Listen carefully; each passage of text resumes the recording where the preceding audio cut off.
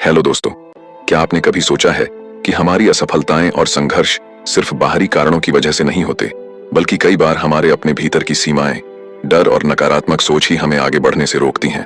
क्या आप अपनी जिंदगी के उन पलों से गुजर रहे हैं जहां हर कदम पर लगता है कि शायद आपकी सबसे बड़ी बाधा आपके सामने खड़ा पहाड़ नहीं, बल्कि आप खुद हैं? दोस्तों, द माउंटेन इज यू एक ऐसी किताब है जो हमें यह समझाती है कि हमारी सबसे बड़ी चुनौती कोई और नहीं, बल्कि हम खुद हैं। यह किताब हमें सिखाती है कि कैसे अपनी खुद की सीमाओं को पहचान कर, उन्हें पार करके और अपनी जिंदगी को सही दिशा में लेकर जा सकते हैं। हम में से हर किसी के भीतर एक ऐसा संघर्ष छिपा होता है जिसे हम नकारते रहते हैं, लेकिन यह संघर्ष ही हमें मजबूत बनाता है और यही संघर्ष हमें अपने सपनों की ओर ले जाता है। इस वीडियो में मैं आपको इस किताब के गहराई में लेकर जाऊंगा। हम बात करेंगे कि कैसे हमारे अंदर की आदतें और सोच हमारे रास्ते की सबसे बड़ी रुकावट बनती हैं, और साथ ही यह भी जानेंगे कि कैसे हम इन आदतों को बदल सकते हैं, क्योंकि हर पहाड़ जो आपको डराता है वह असल में आपके भीतर की ताकत को उजागर करने का एक मौका है। दोस्तों, जिंदगी में कभी कभी हमें सबसे पहले खुद से लड़ना होता है।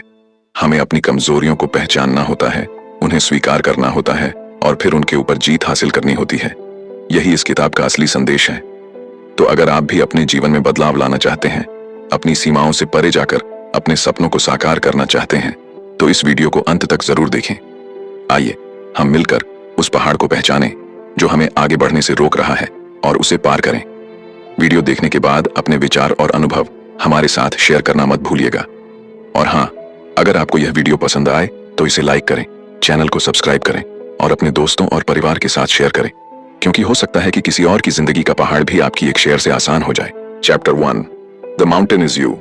सेल्फ सैबोटाज एक ऐसा टर्म है जिसे अक्सर हम सुनते हैं, लेकिन शायद इसका असली मतलब समझने में चूक जाते हैं। आसान शब्दों में कहें तो सेल्फ सैबोटाज का मतलब है खुद को उस मंजिल तक पहुंचने से रोकना जिसे आप हासिल करना चाहते हैं। यह आपकी जिंदगी में वो बाधा बन जाता है जिसे आप खुद अनजाने में खड़ा कर लेते हैं। मान लीजिए आप स्कूल में टॉप करना चाहते हैं, आप मेहनत करते हैं, लेकिन एक आवाज आपके अंदर से उठती है और कहती है, अगर तुम्हारा बेस्ट भी काफी नहीं हुआ तो। ये डर आपको अपने पूरे प्रयास करने से रोक देता है। आप जानते हैं कि आप अपना 100% नहीं दे रहे हैं। यही सेल्फ सैबोटाज का एक क्लासिक उदाहरण है। लेकिन सबसे चौंकाने वाली बात यह है कि अक्सर हमें इस सैबोटाज के बारे में पता ही नहीं चलता। हम अनजाने में ही खुद को नुकसान पहुंचा रहे होते हैं। हम बहाने बनाते हैं, अपनी काबिलियत पर शक करते हैं और उन मौकों को गंवा देते हैं जो हमें आगे बढ़ा सकते हैं। सेल्फ सैबोटाज का जड़ डर है। ये डर हमें विश्वास दिलाता है कि हम उन चीजों या लोगों के लायक नहीं हैं जो हमारी जिंदगी में है। मान लीजिए आप किसी प्रमोशन के लिए मेहनत कर रहे हैं, लेकिन अंदर से डरता मन कहता है, क्या मैं इसके काबिल हूं? यही डर आपको कोशिश करने से रोक देता है। रिश्तों में भी यही बात लागू होती है। अगर आप सोचते हैं कि आप एक अच्छे पार्टनर नहीं बन पाएंगे, तो आप किसी रिश्ते में पूरी तरह से इन्वेस्ट ही नहीं करते। इस तरह का डर आपको बार बार खुद को सैबोटाज करने के लिए मजबूर करता है। सेल्फ सैबोटाज का एक और बड़ा कारण है आपकी संगत और आपके बारे में आपकी सोच, जिसे हम सेल्फ कंसेप्ट कहते हैं। आपका सेल्फ कंसेप्ट इस बात पर निर्भर करता है कि आपके माता पिता, दोस्त और समाज ने आपको कैसा महसूस कराया। मान लीजिए आप फाइनेंशियली स्टेबल होना चाहते हैं, लेकिन हर बार आपके पैसे खत्म हो जाते हैं। क्या यह संभव है कि आपकी इस स्थिति का कारण आपकी परवरिश हो? हो सकता है कि आपने बचपन में अपने माता पिता को पैसे लापरवाही से खर्च करते देखा हो, या आपके दोस्तों का एटीट्यूड भी पैसे के प्रति गैर जिम्मेदाराना हो। ये सब आपके अनकॉन्शियस माइंड को शेप करते हैं और आप अनजाने में पैसे के मामले में गलत फैसले लेने लगते हैं। तो सवाल ये उठता है कि इस आदत को बदला कैसे जाए? कैसे हम खुद को उस जाल से बाहर निकालें जो हमने खुद ही बुना है? इनकार करना बंद करें। सबसे पहला कदम है सच्चाई को स्वीकार करना। यह माने कि जो बहाने आप बना रहे हैं वो असल में सेल्फ सैबोटाज हैं। उदाहरण के लिए यह कहना कि मैं कम पैसे इसलिए कमाता हूं क्योंकि मुझे सादगी पसंद है, अक्सर एक बहाना होता है। असलियत यह है कि आप खुद को आगे बढ़ने के लिए पुश ही नहीं कर रहे। याद रखें, खुद को कम आंकना या यह मान लेना कि आप बेहतर के काबिल नहीं हैं, आपकी सबसे बड़ी रुकावट है। अपनी समस्याओं को लिखें। दूसरा कदम है अपनी समस्याओं को स्पष्ट रूप से समझना।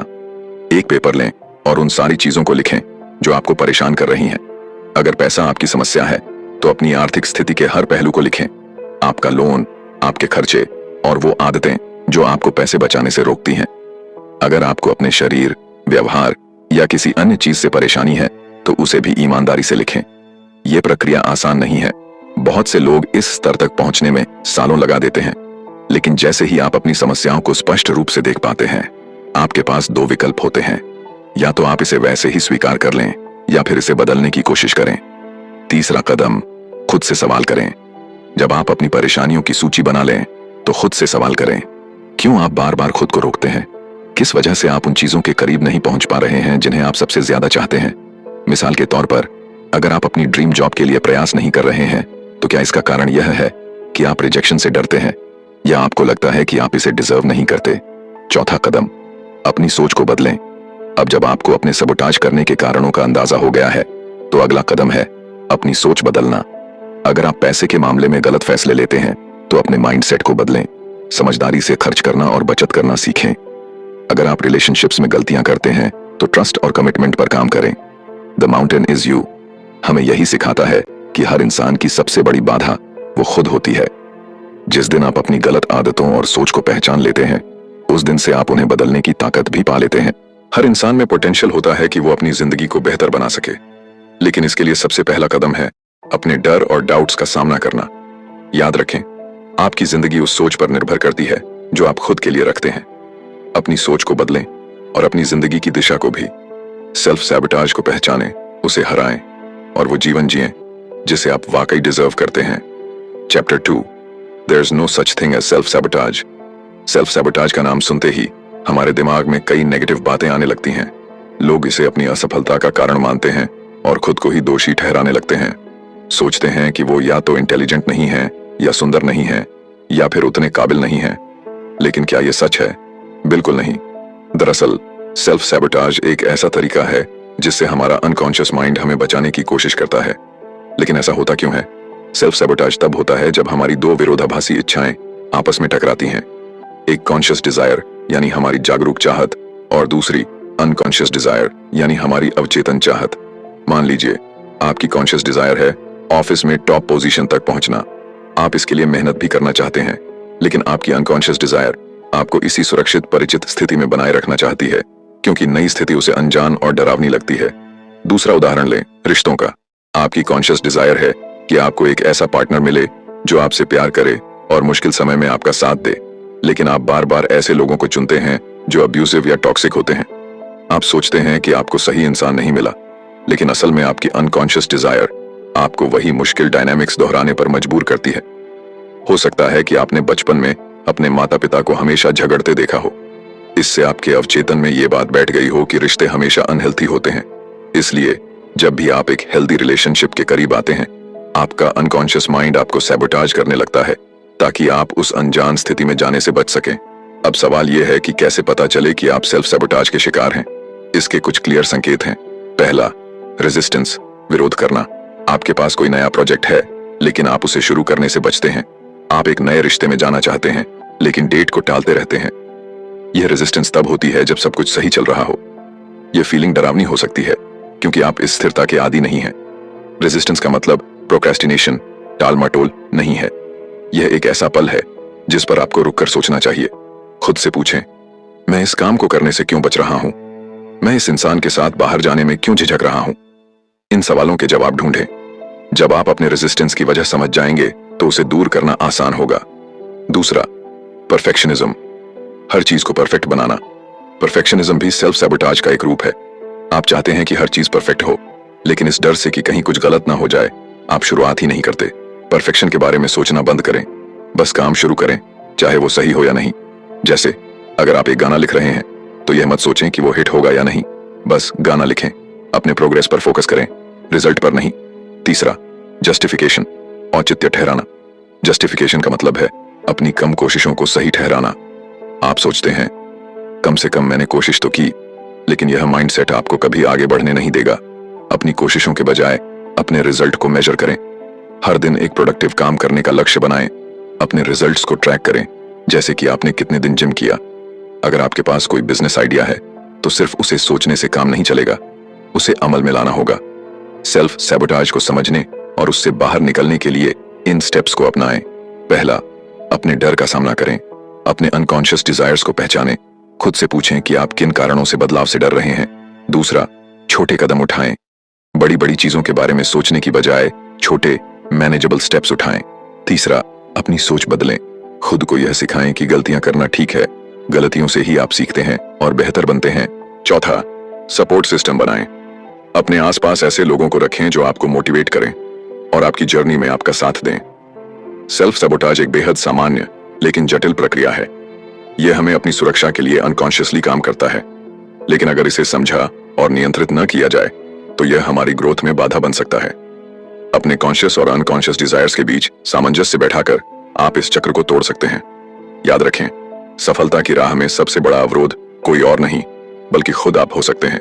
इसलिए अपने भीतर झांकें, अपने डर और डाउट्स को पहचानें और उन्हें दूर करने के लिए कदम उठाएं। यही असली ग्रोथ है। Chapter 3, releasing the past. क्या आपने कभी अपनी किसी बुरी आदत को छोड़ने की कोशिश की है? शायद वो स्मोकिंग हो, जंक फूड का सेवन या जरूरत से ज्यादा शराब पीना। अगर ऐसा है तो आप जानते होंगे कि उन आदतों को छोड़ना कितना मुश्किल होता है जिन्हें आपने सालों से अपनाया हुआ है। यह मुश्किल तब और बढ़ जाती है जब बात हमारे अंदर गहराई तक बसे हुए बिलीफ्स, विश्वासों को बदलने की आती है। अपना लक्ष्य पाने और एक बेहतर इंसान बनने के लिए हमें लेट गो यानी पुरानी बातों को छोड़ना सीखना होगा। यह सिर्फ बाहरी आदतों तक सीमित नहीं है, बल्कि उन नेगेटिव बिलीफ्स को भी छोड़ने की जरूरत है जो हमें आगे बढ़ने से रोकते हैं। आपको यह समझना होगा कि आप हर वो चीज पाने के हकदार हैं जिसकी आपको जरूरत है और जिसे आप चाहते हैं। सेल्फ सैबोटाज यानी अपने आप को रोकने की आदत से छुटकारा पाने का पहला कदम है अपने पास्ट को जाने देना। अपने अतीत को भुलाना आसान नहीं है। हम अपने पुराने बिलीफ्स, विश्वास से चिपके रहते हैं क्योंकि हमें लगता है कि यही सच है। हम यह मान लेते हैं कि हम बस इतने ही काबिल हैं या हमसे कुछ बेहतर नहीं हो सकता, लेकिन यह केवल हमारी सोच है, सच नहीं। क्या आप जानते हैं कि आप जितने एवरेज, सामान्य खुद को मानते हैं उससे कहीं ज्यादा काबिल हैं, और जितना बेवकूफ आप अपने आप को समझते हैं उससे कहीं ज्यादा समझदार। आपको बस अपने अंदर की यह सच्चाई पहचानने की जरूरत है। लेकिन इसका मतलब यह नहीं कि आप अचानक से सब कुछ बदलने की कोशिश करें। खुद को जबरदस्ती बदलाव के लिए मजबूर करना उल्टा असर डाल सकता है। इसकी बजाय धीरे धीरे अपनी सोच को बदलें। अपनी पुरानी सोच को छोड़ने का सबसे अच्छा तरीका है खुद को मेंटली, मानसिक रूप से तैयार करना। अपने नेगेटिव बिलीफ्स को ज्यादा कॉन्फिडेंट, आत्मविश्वासी और सच्चे नजरिए से बदलें। इसके लिए आप अपनी जिंदगी के उन बुरे एक्सपीरियंसेस, अनुभवों के बारे में सोच सकते हैं जो आपको अभी तक परेशान कर रहे हैं। क्या आपने कभी सोचा है कि आप उन पेनफुल एक्सपीरियंसेस को क्यों नहीं भूल पाए हैं? क्योंकि वे अक्सर आपकी किसी अधूरी इच्छा से जुड़े होते हैं। अब समय आ गया है कि आप उन पेनफुल एक्सपीरियंसेस को एक नए और हेल्थी, सकारात्मक नजरिए से देखना सीखें। एक एक्सरसाइज जो आपके अतीत को बदलने में मदद करेगी, अपने किसी पुराने और बुरे अनुभव को याद कीजिए। जैसे मान लीजिए कि आपका पहला ब्रेकअप हुआ था। उस समय आपको कैसा महसूस हुआ था? आपने उस स्थिति में कैसे रिएक्ट किया था? अब अपनी इमेजिनेशन, कल्पना का इस्तेमाल कीजिए। अपने उस यंगर वर्जन, कम उम्र वाले स्वयं को विजुअलाइज करें। अपने दिमाग में वह समय याद करें जब आप ब्रेकअप के दर्द से गुजर रहे थे। अब सोचिए कि आप अपने यंगर सेल्फ के सामने बैठे हैं। उसे दिलासा दीजिए। उसे बताइए कि आपने समय के साथ क्या क्या सीखा है। उसे यह समझाइए कि वह ब्रेकअप आपके लिए सबसे अच्छी चीज साबित हुआ। यह हो सकता है कि उस यंगर वर्जन को यह बात समझने में समय लगे, लेकिन यकीन मानिए, समय के साथ सब कुछ बेहतर हो जाता है। इस एक्सरसाइज को अपने हर बुरे एक्सपीरियंस के लिए आजमाएं। जब कभी भी आप खुद को परेशान महसूस करें तो अपने यंगर सेल्फ से बात करें। उसे बताएं कि वह क्या कर सकता है बेहतर महसूस करने के लिए। उसे यह भी बताएं कि इस मुश्किल समय में उसे किससे मदद लेनी चाहिए और इस स्थिति से बाहर कैसे निकला जा सकता है। याद रखें, आप अपने अतीत को बदल नहीं सकते, लेकिन आप इसे देखने का नजरिया जरूर बदल सकते हैं। और जब आप ऐसा करते हैं तो आपकी जिंदगी सही दिशा में बढ़ने लगती है। हालात कभी उतने बुरे नहीं होते जितना हम सोचते हैं, और भले ही आप यह कंट्रोल नहीं कर सकते कि आपके साथ क्या होगा, आप यह जरूर कंट्रोल कर सकते हैं कि आप उसके प्रति कैसे रिएक्ट करेंगे। तो क्यों ना आज से शुरुआत करें, अपने पास्ट को रिलीज करें, उसे जाने दें। यही वह तरीका है जो आपको इनर पीस, आंतरिक शांति और हैप्पीनेस, खुशी तक ले जाएगा। रिमेंबर, आप डिजर्व करते हैं हर वो खुशी, हर वो सफलता और हर वो अनुभव जो आपकी जिंदगी को बेहतर बना सके। Chapter 4, building a new future. अतीत को लेकर अपना नजरिया बदलना एक महत्वपूर्ण कदम है, लेकिन यह प्रक्रिया का केवल आधा हिस्सा है। अपने जीवन को पूरी तरह बदलने और खुद को आत्म नुकसान पहुंचाने वाले व्यवहारों से मुक्त करने के लिए आपको एक नया भविष्य बनाने की आवश्यकता है। इसके लिए सबसे पहले आपको अपने भीतर की पूरी संभावनाओं को पहचानने और अपने पोटेंशियल को अपनाने की तैयारी करनी होगी। अपने फुल पोटेंशियल तक कैसे पहुंचें? इस सवाल का जवाब आपके भीतर छिपा है। अपने अंदर के बच्चे से संवाद करना इसका एक प्रमुख तरीका है। साइकोथेरेपी में यह तकनीक बेहद प्रसिद्ध है। यह वैसा ही है जैसे आपने अपने अतीत के छोटे से बच्चे से बात की थी। जब आप अपने अंदर के बच्चे से जुड़ते हैं तो यह सिर्फ उसे सिखाने या ज्ञान देने का मामला नहीं है। यह प्रक्रिया आपको आपकी इच्छाओं, जुनून और सपनों की याद दिलाने का काम करती है, जिनसे आप शायद अपने आत्म नुकसान वाले व्यवहारों के कारण दूर हो चुके हैं। अक्सर डर या असफलता की आशंका के कारण हम अपने सपनों को पूरा करने की कोशिश नहीं करते, लेकिन जब आप अपने अतीत और अपने अंदर के बच्चे से जुड़ते हैं तो आपका डर खत्म हो जाता है। आप अब उन चीजों के लिए तैयार हो जाते हैं जो आप चाहते हैं और जिनके आप हकदार हैं। यही वह स्थिति है जहां आपका मन सही दिशा में काम करना शुरू करता है। 5 महत्वपूर्ण कदम। पहला, अपने डर का सामना करें। सबसे पहले एक आरामदायक स्थिति में बैठें। आप ध्यान, मेडिटेशन कर सकते हैं या गहरी सांस लेकर अपने मन को शांत करें। अब अपनी आंखें बंद करें और अपने भविष्य के सबसे श्रेष्ठ संस्करण, हाईएस्ट पोटेंशियल की कल्पना करें। यह आपका वह रूप हो सकता है जहां आप खुद को पूरी तरह आत्मनिर्भर, खुश और सफल देखते हैं। आपका यह रूप किसी भी चीज से जुड़ा हो सकता है। एक सफल व्यवसाय, लेखन जैसे किसी रचनात्मक शौक को पूरा करना, या अपने रिश्तों, नौकरी और पारिवारिक जीवन के बीच संतुलन बनाना। अगर इस रूप की कल्पना करते हुए आपको डर लग रहा है तो चिंता मत कीजिए, यह बिल्कुल सामान्य है। याद रखें, यह डर केवल एक संभावना है। यह आपके मन की एक चाल है जो आपको अपने लक्ष्यों से दूर रखने की कोशिश कर रहा है। अपने डर को पीछे छोड़ें, वह आपको यह नहीं बता सकता कि आप क्या कर सकते हैं और क्या नहीं। दूसरा, अपने फ्यूचर सेल्फ को ध्यान से देखें। अब अपने भविष्य के संस्करण पर ध्यान केंद्रित करें। वह कैसा दिखता है, उसका व्यवहार कैसा है, उसके चेहरे के भाव कैसे हैं और वह कैसे बात करता है। आप जितना अधिक उसे ध्यान से देखेंगे उतना ही आपको समझ आएगा कि आपको अपने वर्तमान में क्या बदलने की आवश्यकता है। तीसरा, सलाह मांगे। जब आप अपने सबसे उच्च पोटेंशियल की कल्पना करेंगे तो आपको घबराहट हो सकती है। आप महसूस कर सकते हैं कि वहां तक पहुंचना कठिन है, लेकिन घबराने की जरूरत नहीं है। याद रखें, आपके पास नियंत्रण है। अपने भविष्य के रूप से गाइडेंस मांगे। हो सकता है वह आपको यह बताए कि आपके वर्तमान रिश्ते आपके लिए सही नहीं हैं, या शायद आपको अपनी जॉब बदलने की जरूरत है। इस गाइडेंस को सकारात्मक तरीके से अपनाएं। खुद से कहें कि आपको उन चीजों से बाहर निकलना है जो आपकी प्रगति में बाधा डाल रही हैं। चौथा, अतीत में वापस जाएं और संवाद करें। यहां एक और विजुअलाइजेशन तकनीक का उपयोग होगा। इस बार आपको 5 या 7 साल पीछे जाना है। कल्पना करें कि आप अपने छोटे संस्करण से मिल रहे हैं। उसे वही जगह पर बैठा महसूस करें जहां आप पहले बैठते थे। उससे बात करें। उसे बताएं कि आपकी वर्तमान जिंदगी कैसी है। आप उसे अपनी सफलता के बारे में बता सकते हैं, जैसे मैंने अब अपना खुद का व्यवसाय शुरू कर लिया है, या मैंने अपनी आदतों को सुधार कर अपने स्वास्थ्य को बेहतर बना लिया है। आपका यह संवाद प्रेरणा का स्रोत बनेगा। यह आपके पुराने डर और असुरक्षाओं को मिटाने में मदद करेगा। पांचवां, अपने नए जीवन की चाबी को स्वीकार करें। कल्पना कीजिए कि आपके पास अब अपने नए जीवन की चाबी है। इसे स्वीकार करें और अपनी वर्तमान स्थिति में इसे लागू करें। यह चाबी केवल भौतिक चीजों की नहीं है, जैसे आपका घर या काम, बल्कि यह आपके मानसिक और भावनात्मक विकास की कुंजी है। इसे समझें और इसे अपनाएं। सशक्त बनने के लिए केवल अपनी ताकतों पर ध्यान देना काफी नहीं है, आपको अपनी कमजोरियों को भी पहचानना होगा। जो लोग सफल और आत्मनिर्भर होते हैं वे अपनी ताकत और कमजोरियों को समान रूप से समझते हैं। मान लीजिए आप आलोचना, क्रिटिसिज्म को लेकर बहुत संवेदनशील हैं। इसे कमजोरी समझा जा सकता है, लेकिन अगर आप इस पर काम करें और इसे सुधारें तो यह आपको एक बेहतर व्यक्ति बनाएगा। याद रखें, रचनात्मक आलोचना, कंस्ट्रक्टिव क्रिटिसिज्म आपको बेहतर बनने में मदद करती है। आपके हर कार्य का कोई मकसद होना चाहिए। जब आप जानते हैं कि आपका लक्ष्य क्या है तो आप अपने प्रयासों को सही दिशा में केंद्रित कर सकते हैं। आप सबने जो समर्थन और प्यार दिया है उसके लिए दिल से आभार। आपका साथ ही मेरी ताकत है। अगर आप हमारी वीडियो को पसंद करते हैं तो हमें सुपर थैंक्स के माध्यम से जरूर सहायता करें। धन्यवाद। सोचिए, क्या वह प्रोजेक्ट जिसमें आप देरी कर रहे हैं आपके जीवन को बेहतर बना सकता है? क्या यह आपको आपके लक्ष्य के करीब ले जाएगा? अपनी पूरी क्षमता को पहचानना और उसे अपनाना एक प्रक्रिया है। अपने अंदर के डर को पीछे छोड़ना, अपने फ्यूचर सेल्फ से जुड़ना और अपने उद्देश्य पर ध्यान केंद्रित करना, ये सभी आपको एक नई दिशा में ले जाते हैं। आपके पास वह सब कुछ है जो आपको अपनी सबसे शक्तिशाली और खुशहाल जिंदगी जीने के लिए चाहिए। बस इसे अपनाने के लिए तैयार रहें। Conclusion, the mountain is you हमें यह समझाने की कोशिश करती है कि हमारे जीवन की सबसे बड़ी बाधाएं, समस्याएं और संघर्ष वास्तव में हमारे भीतर से आते हैं। यह पुस्तक हमें अपने आत्मसंदेह, डर और सीमित विचारधाराओं को पहचानने और दूर करने की शक्ति देती है। यह पर्वत जिसे आप अपने जीवन में पार करना चाहते हैं, वास्तव में आप खुद हैं। यह आपकी सोच, आपकी आदतें और आपका दृष्टिकोण है जो आपको आगे बढ़ने से रोकता है। लेकिन अच्छी खबर यह है कि इस पहाड़ को पार करने के लिए आपको बाहरी दुनिया से कुछ नहीं चाहिए। आपको केवल अपने अंदर झांकना होगा और उन चीजों को बदलना होगा जो आपको रोक रही हैं। पुस्तक हमें आत्म जागरूकता की ताकत के बारे में सिखाती है। जब आप अपनी कमजोरियों और ताकतों को पहचानते हैं तो आप यह समझ सकते हैं कि आप किन तरीकों से खुद को रोक रहे हैं।